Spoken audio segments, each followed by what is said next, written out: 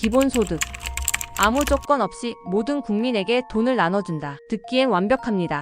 불평등 해소, 복지 향상, 사회 안정까지. 그런데 정말 그럴까요? 실제로 해본 나라들이 있습니다.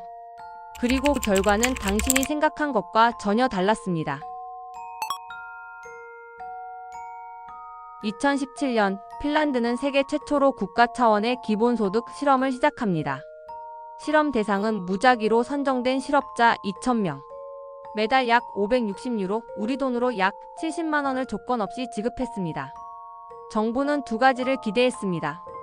첫째, 사람들이 돈을 받으면 생계를 걱정하지 않고 쉽게 일자리를 찾을 거라는 것.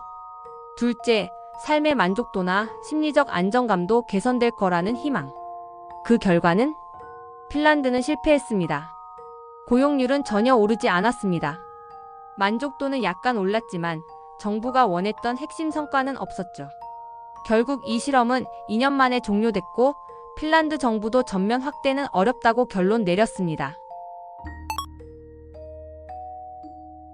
2016년 스위스는 역사적인 국민투표를 실시합니다. 전 국민에게 매달 약 2,500프랑, 우리 돈으로 약 350만 원을 조건 없이 지급하자는 제안. 하지만 스위스 국민의 대답은 명확했습니다. 투표 결과 무려 77%가 반대표를 던졌죠. 이유는 단순합니다. 이 제안은 좋게 들리지만 현실성은 없었기 때문입니다. 그 돈은 어디서 나오는가? 일 안 해도 되는 사회가 과연 지속 가능할까? 국민들이 물었고 정부도 반대했습니다. 복지국가인 스위스조차 무차별 현금 지급은 환상에 불과하다고 판단한 거죠. 미국 알래스카주는 1982년부터 주민들에게 현금을 나눠주고 있습니다. 바로 알래스카 디비던드 제도. 그의 석유 수익 일부를 주민 배당금 형태로 나눠주는 건데 1인당 연간 수백 달러에서 많게는 2,000달러 가까이 지급된 적도 있습니다. 그래서 이 제도를 보고 기본소득의 성공 사례라고 말하는 사람들도 있죠. 그런데 정말 그럴까요? 알래스카는 자원이 많고 인구는 적습니다. 게다가 복지 지출도 크지 않아서 잉여 수익을 분배할 수 있는 구조가 된 겁니다. 다시 말해, 이건 기본소득이 아니라 자원 수익의 배당입니다. 만약 대한민국이 이런 제도를 하려면 석유가 터지지 않는 이상 결국 누군가의 세금을 걷어 다른 누군가에게 재분배하는 구조입니다. 말은 좋아 보이지만 공짜는 아닙니다. 의료, 교육, 육아, 실업까지 거의 모든 사회 안전망이 갖춰져 있고 국민들은 소득의 절반 가까이를 세금으로 냅니다. 그런데 스웨덴은 그냥 퍼주지 않습니다. 스웨덴 복지의 핵심은 조건과 신뢰입니다. 필요할 때 필요한 사람에게. 엄격한 심사와 사회적 합의가 전제되어 있고 제도 악용은 철저히 차단합니다. 복지 재정인 세금은 누군가의 부담이고 그 돈이 공짜처럼 쓰여선 안 됩니다. 일 안 해도 돈 준다는 인식이 퍼지는 순간 복지는 신뢰의 제도가 아니라 불만의 표적이 됩니다. 결국 복지를 지탱하는 건 돈이 아니라 신뢰입니다. 한때 베네수엘라는 남미에서 가장 부유한 나라였습니다. 석유 수출로 번 돈을 국민에게 나눠주며 국민주권정부라는 이름 아래 전 국민 현금 지원 정책을 시행했죠. 차베스 정권은 기름 팔아 복지 퍼주고 마두로 정권은 돈 찍어내서 현금 살포를 이어갔습니다. 결과는 참혹했습니다.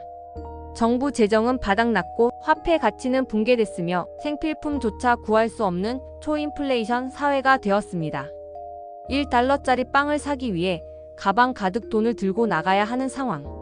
그게 바로 아무 조건 없는 퍼주기의 끝이었습니다. 그냥 돈만 나눠주면 안 됩니다. 그 돈은 우리 미래 세대가 갚아야 하고 제어 없는 살포는 국가 시스템 전체를 무너뜨릴 수 있습니다. 이재명은 경기도지사 시절 청년과 농민에게 현금을 지급하며 전 국민 기본소득을 자신의 정치 브랜드로 키웠죠. 그런데 2025년 대선에서는 기본소득이란 말도 사라졌습니다. 대신 등장한 건 전생의 기본권과 민생의 복지원금입니다. 표현만 바뀌었을까요? 아닙니다. 정책 자체도 후퇴했습니다. 여전히 현금을 나눠주겠다고는 하지만 언제 얼마 누구에게 줄지는 더 애매합니다. 그리고 여기서 질문 하나. 그 돈은 대체 어디서 나오는 걸까요? 이번 추경안에는 20조 원 규모의 민생의 복지원금이 포함됐습니다. 국회 심의를 거치며 12차 추경까지 포함하면 약 35조 원 수준. 이 예산은 적자 국채 발행과 기존 예산 삭감으로 조달될 예정입니다. 게다가 지원 방식까지 복잡해졌습니다. 전 국민에게 기본 15만 원, 취약계층 비수도권 등엔 최대 50만 원까지 차등 지급이 유력.